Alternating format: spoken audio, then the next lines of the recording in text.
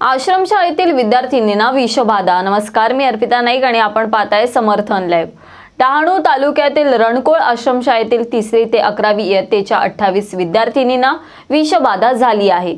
पाण्यातून व जेवणातून विषबाधा झाल्याचा प्राथमिक अंदाज वर्तविण्यात येत आहे।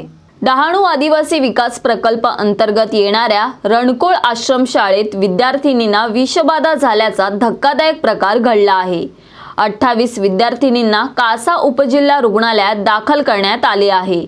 विषबाधा झालेल्या विद्यार्थिनींना उपचारासाठी बेड उपलब्ध नसून खाली गाद्या टाकून जमिनीवर उपचार घेण्याची वेळ आली आहे। रात्री 2 वाजताच्या सुमारास उलटी आणि जुलाब सुरू झाल्याने 28 विद्यार्थिनींना रुग्णालयात दाखल केले गेले। जेवणातून आणि पाण्यातून विषबाधा झाल्याचा प्राथमिक अंदाज आहे। सध्या विद्यार्थिनींची प्रकृती स्थिर असल्याची वैद्यकीय अधिकाऱ्यांनी माहिती दिली आहे। 8 विद्यार्थिनींची प्रकृती थोडी चिंताजनक आहे, तर 20 मुलींना इंजेक्शन देऊन अंडर ऑब्झर्वेशन ठेवले आहे। तसेच 8 मुलींचे रक्ताचे आणि उलटीचे तसेच स्टूलचे सॅम्पल तपासणीसाठी पुढे पाठवण्यात येणार आहे।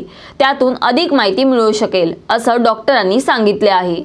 जवळपास 2 कोटी रुपये खर्च करून कासा येथे उपजिल्हा रुग्णालय उभारले आहे खरे, परंतु येथे रुग्णांसाठी अद्यावत यंत्रसामग्री, तज्ञ डॉक्टरांची आणि कर्मचाऱ्यांची कमतरता असल्याने रुग्णांचे हाल कायमच आहेत।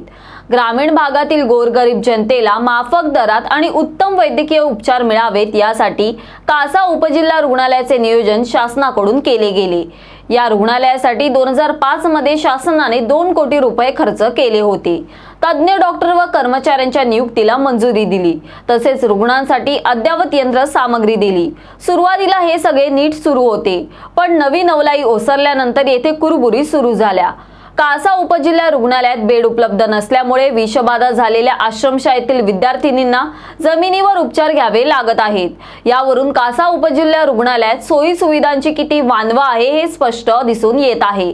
यावरील तुमचे काय मत आहे आम्हाला कमेंट बॉक्सद्वारे नक्की कळवा आणि अशाच विविध विषयांवरील सविस्तर तपशील जाणून घेण्यासाठी समर्थन लाईव्हला सबस्क्राइब करा व बेल बटन दाबा। धन्यवाद।